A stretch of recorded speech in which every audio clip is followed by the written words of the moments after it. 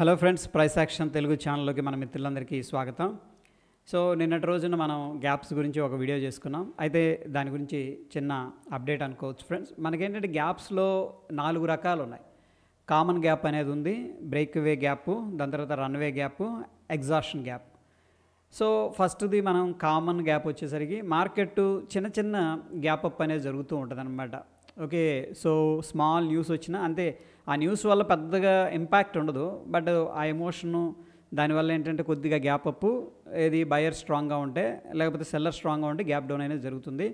ఇటువంటి వాటిని ఏంటంటే మనం ఇగ్నోర్ చేయొచ్చు. ఎందుకంటే ఫర్ ఎగ్జాంపుల్ గ్యాప్ అప్ అయింది అనుకోండి, ఇక్కడ వెంటనే గ్యాప్ ఫిల్ చేసే అవకాశాలు ఎక్కువగా ఉంటాయి. ఎందుకంటే ఇది అంత న్యూస్ కానీ ఏదైనా ఇన్ఫర్మేషన్ ఉంటే కూడా అది అంత ఇంపార్టెంట్ కాదనమాట. దాన్ని మనం కామన్ గ్యాప్గా కన్సిడర్ చేస్తాం. జనరల్గా ఏంటంటే మార్కెట్ ఒక రేంజ్లో ట్రేడ్ అవుతున్నప్పుడు ఈ యొక్క కామన్ గ్యాప్స్ అనేది ఫార్మేషన్స్ జరుగుతాయి. దాని తర్వాత సెకండ్ది వచ్చేసరికి బ్రేక్ వే గ్యాప్ అంటాం.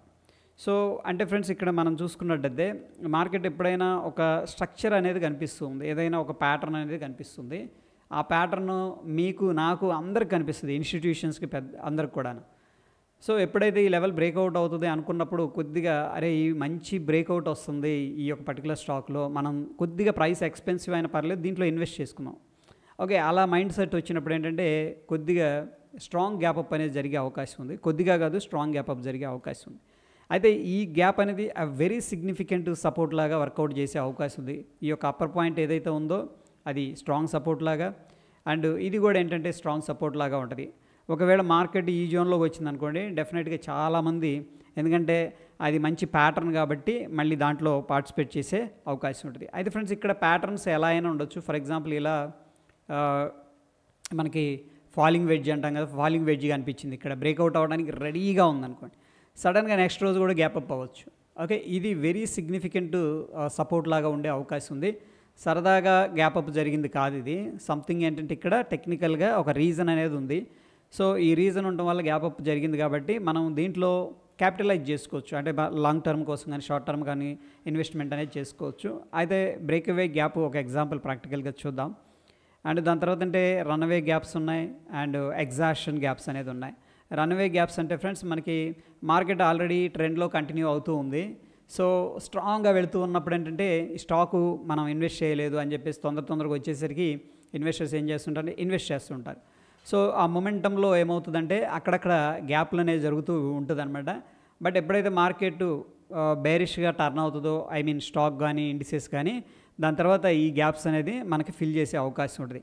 అయితే ఫ్రెండ్స్, ఇక్కడ రన్వే గ్యాప్స్ ఏవైతే ఉన్నాయో ట్రెండ్లో కనిపిస్తూ ఉంటాయి అనుకున్నాం కదా, ఇవి ఇమీడియట్గా ఫిల్ చేయవన్నమాట. ఎందుకంటే స్ట్రాంగ్ మొమెంటంలో ఉంది కాబట్టి స్టాకు. ఫర్ ఎగ్జాంపుల్ ఈ కేసులో అప్ సైడ్, అదేవిధంగా డౌన్ సైడ్ వస్తున్నప్పుడు కూడా మనకేంటంటే అవి ఇమీడియట్గా ఫిల్ చేయవు, లేటర్ అంటే తర్వాత వాటిని ఫిల్ చేసే అవకాశం ఉంటుంది. ఇక ఫ్రెండ్స్, ఎగ్జాషన్ గ్యాప్స్ అనేది ఉంటాయి. జనరల్గా ఏంటంటే ఇవి ఓవర్ ఎమోషన్స్కి వెళ్ళినప్పుడు ఇవన్నీ జరుగుతూ ఉంటాయి. అంటే లైక్ టాప్స్లో బాటమ్స్లో ఎక్కువగా జరుగుతాయి. ఇది టాప్ అనుకోండి, నియర్ ఏరియా, ఇక్కడ గ్యాప్ అప్ జరగడం, గ్యాప్ డౌన్ జరగడం ఎమోషన్స్కి ఎక్కువగా ఉంటుంది అనమాట. ఓకే, సో వీటిని ఎగ్జాషన్ గ్యాప్స్ అంటారు. అంటే సిగ్నిఫికెంట్గా రైజ్ అయిన తర్వాత లేకపోతే స్టాక్ అనేది సిగ్నిఫికెంట్గా డ్రాప్ అయిన తర్వాత జరిగే గ్యాప్స్ని మనం సింపుల్గా ఎగ్జాషన్ గ్యాప్స్ అని చెప్పేసి చెప్పుకోవచ్చు. ఇదంతా కూడా డెఫినేషన్ అనమాట. కావాలంటే ఒకసారి పాజ్ చేసి తీసుకోవచ్చు. అయితే ఫ్రెండ్స్, చూడండి ఇక్కడ గ్రాఫికల్గా మనం చూసుకున్నట్టే మార్కెట్ అంతా కూడా సైడ్ వేస్లో ఉన్నప్పుడు గ్యాప్ అనేది ఫార్మేషన్ జరిగినాయి. దాదాపుగా ఏంటంటే ఆ గ్యాప్కి అంత వాల్యూ ఉండదు, ఇమీడియట్గా అది క్లోజ్ అయిపోతుంది అనమాట. ఆ రోజు కావచ్చు, 1-2 రోజుల్లో కూల్ అయిపోతుంది. అండ్ దాని తర్వాత మనకి ఇక్కడ ఒక కన్సోలిడేషన్ జరిగింది, చూడండి, అబ్జర్వ్ చేశారో లేదో. ఇదంతా కూడా ఏంటంటే ఐదర్ అక్యుములేషన్ అన్న కావచ్చు, లేకపోతే డిస్ట్రిబ్యూషన్ అన్న కావచ్చు. అంటే ఏంటి, చాలామంది బై చేసి ఉండొచ్చు, అక్కడ మంచి సపోర్ట్ ఉందని చెప్పేసి. ఎప్పుడైతే ఈ ప్యాటర్న్స్ చూస్తూ ఉండగా సడన్గా ఏదన్నా పైన ఓపెన్ అయిందనుకోండి, అంటే పైన ఎప్పుడు ఓపెన్ అవుతుంది, ఆ లెవెల్ ఇంకా మంచి కన్సోలిడేషన్ అయిపోయి అక్యుములేషన్ అయిపోయిన తర్వాత స్ట్రాంగ్ న్యూస్ సడన్గా ఏదైనా వస్తే కూడా ఆ ప్యాటర్న్ అందరూ వాచ్ చేస్తూ ఉంటారు కాబట్టి గ్యాప్ అప్ అనేది అయింది. వీటిని బ్రేక్ అవే గ్యాప్స్ అంటాం. ఇందాక మనం అనుకున్నాం కదా, ప్యాటర్న్స్ కనిపించినప్పుడు ఎక్కువగా జరుగుతాయని, వాటిని సింపుల్గా బ్రేక్ అవే గ్యాప్స్ అనొచ్చు. దాని తర్వాత ఫ్రెండ్స్, మనకి రన్వే గ్యాప్స్ అనేవి కూడా ఉంటాయి. అంటే మార్కెట్ ఆల్రెడీ చూడండి ఒక అప్ ట్రెండ్లో కంటిన్యూ అవుతుంది, ఇలా పైకి వెళుతూ ఉంది, అక్కడక్కడ గ్యాప్స్ వస్తూ ఉన్నాయి అనమాట. వాటిని రన్వే గ్యాప్స్ అంటారు.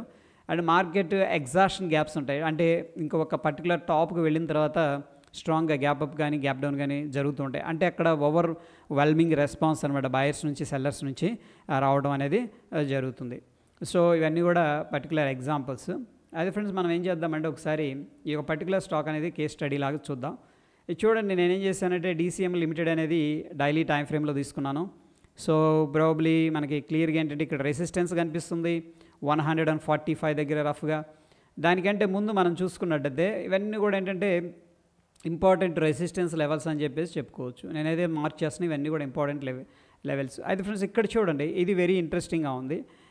ఎందుకు ఇది ఇంట్రెస్టింగ్ అంటున్నానంటే ఈ లెవెల్ దగ్గర మనకి రెసిస్టెన్స్ ఉంది, ఈ లెవెల్ దగ్గర రెసిస్టెన్స్ కనిపిస్తుంది.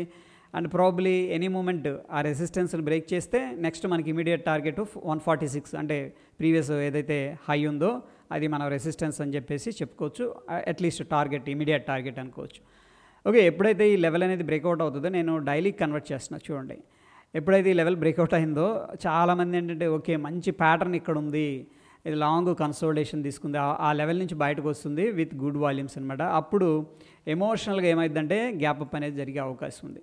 ఓకే చూడండి, గ్యాప్ అప్ జరిగింది. ఎందుకు జరిగిందంటే మనకి ఇక్కడ స్ట్రక్చరల్గా వీక్లీలో మంచి బ్యూటిఫుల్ ప్యాటర్న్ అనేది కనిపిస్తుంది. ఓకే, దీన్ని మనం అసెండింగ్ ట్రయాంగిల్ ప్యాటర్న్ అంటాం. ఎందుకంటే మనకి హైయర్ లోస్ క్రియేట్ చేస్తుంది స్ట్రక్చరల్గా, ఎక్కడ కూడా లోవర్లో క్రియేట్ చేయట్లేదు. అండ్ ఈ యొక్క రెసిస్టెన్స్ లెవెల్ ఏదైతే మనం మార్క్ చేసుకున్నామో దీన్ని ఏంటంటే రెస్పెక్ట్ చేసి సక్సెస్ఫుల్గా బ్రేక్అవుట్ చేసింది. సో బ్రేక్అవుట్ చేయగానే చాలామంది ఈ ప్యాటర్న్ వాచ్ చేస్తున్న వాళ్ళు చూడండి డైలీలో బ్రేక్అవుట్ అయింది కదా, వెంటనే ఏం చేశారంటే ఎమోషనల్గా బాయింగ్ అనేది స్టార్ట్ చేశారు. అందుకని హ్యూజ్గా వాల్యూమ్స్ అనేది కూడా పార్టిసిపేట్ చేసింది. డెఫినెట్గా దీంట్లో బాయర్స్ సెల్లర్స్ ఇద్దరు కూడా సిగ్నిఫికెంట్గా ఉన్నారు. బట్ బాయర్స్ డామినేషన్ అనేది కనిపించింది, ప్రైస్ని పైకి తీసుకువెళ్ళడం జరిగిందనమాట. సో ఫ్రెండ్స్, ఈ యొక్క పర్టికులర్ సిచ్యువేషన్స్లో నేను ఇవన్నీ డిలీట్ చేస్తున్నాను. మనం ఇంపార్టెంట్ లెవెల్స్ ఏవి, ఒకవేళ దీంట్లో రన్అవే గ్యాప్ కాబట్టి ఇది బ్రేక్అవే గ్యాప్ అంటే ఏంటి, స్ట్రక్చరల్ ప్యాటర్న్ బ్రేక్అవుట్ అయింది కాబట్టి ఇటువంటి గ్యాప్స్ అనేది ఫార్మేషన్ జరుగుతూ ఉంటాయి. అయితే ఫ్రెండ్స్, దీన్ని మనం రెండు రకాలుగా ట్రేడ్ చేసుకోవచ్చు.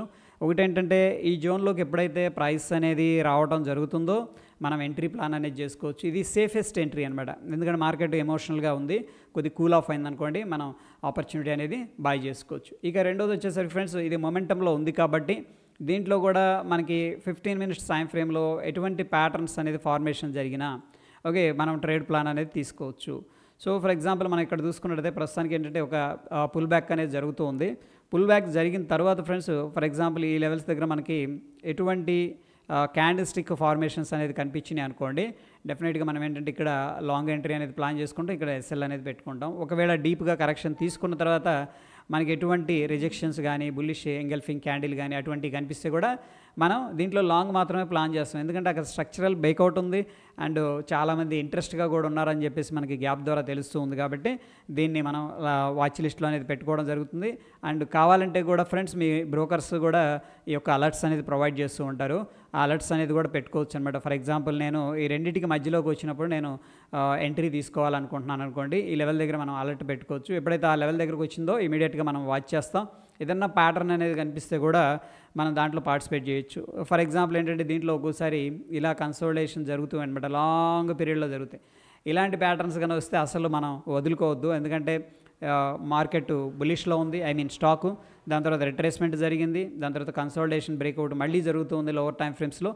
That is a great opportunity అని చెప్పేసి చెప్పుకోవచ్చు. ఓకే, సో ఈ విధంగా మనం గ్యాప్స్ అనేది ఫాలోఅప్ చేస్తూ ఉంటాం ఫ్రెండ్స్.